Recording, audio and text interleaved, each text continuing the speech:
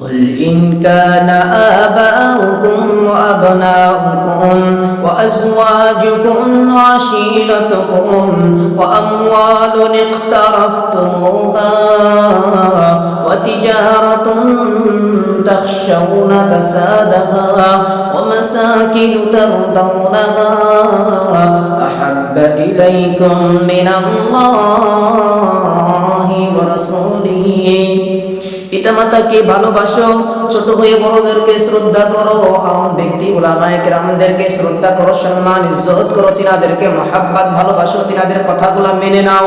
তোমাদের বিবিকে ভালোবাসো, সন্তানের হক আদায় করো, তিনাদের নষ্ট করো না। ব্যবসা করো, বাণিজ্য করো, মাঠে চাষবাস করো, খেতি বাড়ি করো। মুসলমান, তুমি ব্যাংক ব্যালেন্স যত রকম খুশি করতে পারো, অসুবিধা নাই। তবে আহাব্বা ইলাইকুম মিনাল্লাহি ওয়া রাসূলিহি ওয়া জিহাদিন ফি সাবিলিহি ফাতারাব্বাসু হাত্তা ইয়াতিয়াল্লাহু বিআমরিহি আল্লাহু লা ইয়াহদিল কওমাল ফাসিকিন। লাঞ্ছিত হবি, বঞ্চিত হবি, পৃথিবীর জামানায়, পৃথিবীর জমিনে কোনো জায়গায় শান্তি মিলবে না, সম্মান তুই তো পাবি না যদি না আহাব্বা ইলাইকুম মিনাল্লাহি ওয়া রাসূলিহি, আল্লাহ এবং তার রাসূলের মহব্বত ভালোবাসা অন্তরের ভেতরে না রাখো। আল্লাহ পাক আল্লাহ তাআলা কুরআনুল কারীমের ভেতরে ঘোষণা দেন, ওমা আতাকুমুর রাসূলু ফাখুযুহু ওমা নাহাকুম আনহু ফান্তাহু।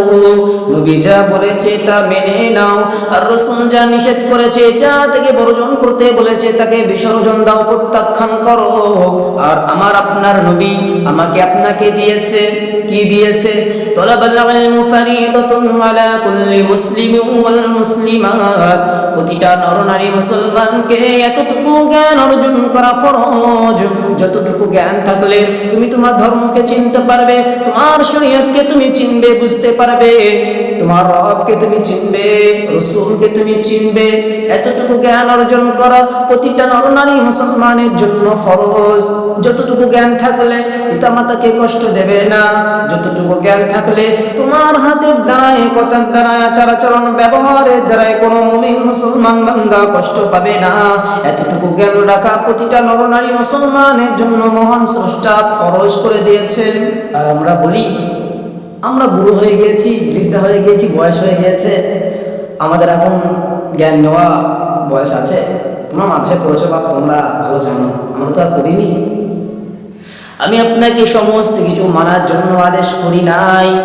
আপনি যতটুকু জানেন ততটুকু মানেন, আপনি যেটা জানেন সেটা মেনে চলেন।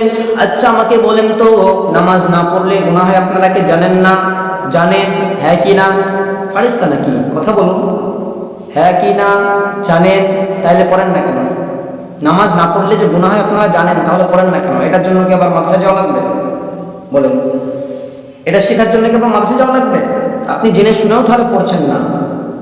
এটা শুধু আমাদের কোরআনের ভাষা না, এটা হাদিসের কথা না, অন্য ধর্মের কিতাবেও যদি যান তাদের ধর্মের ভেতরেও পাবেন। বেদে উত্তর নারায়ণের ভেতরে বলা হয়েছে, অন্ধং তমা প্রবাসন্তি সম্মাতি উপস্থি। তারাই হলো অন্ধকারের অধিবাসী, যারা কিনা জেনে না জানার ভান করলো, জেনেও না জানার ভান করে চলাফেরা করলো, জেনেও সে মানলো না, প্রত্যাখ্যান করলো, তারাই অন্ধকারের অধিবাসী, তারাই নরকে যাবে, অন্ধকারে প্রবেশ করবে। তাহলে আপনারা তো জানেন। আচ্ছা আপনারা মাদ্রাসা পড়েন না, তাই আপনাদের অসুবিধা। তো আলেম নাকি আপনাদের কাছে ইসলামের বাণী বলে না, শরীয়তের কথা কি শোনায় না? শোনায়। তারপরেও কেন মানেন না? তাহলে তারপরেও কেন শোনেন না? আপনারা শুনেও তো না শোনা ভান করছেন, আমরা তো শুনেও না শোনা ভান করছি। তাহলে আমাদের মতো মূর্খ অজ্ঞ আর কেউ আছে? বলেন, এতটুকু জানার জন্য মাদ্রাসা করা লাগবে? কে আলেমরা তোমাদের কি বলে না যে এটা করলে গুনাহ হয়, ওটা করো না, এদিকে যেও না, এগুলো তো বলে। তাহলে আমরা কেন মানি না?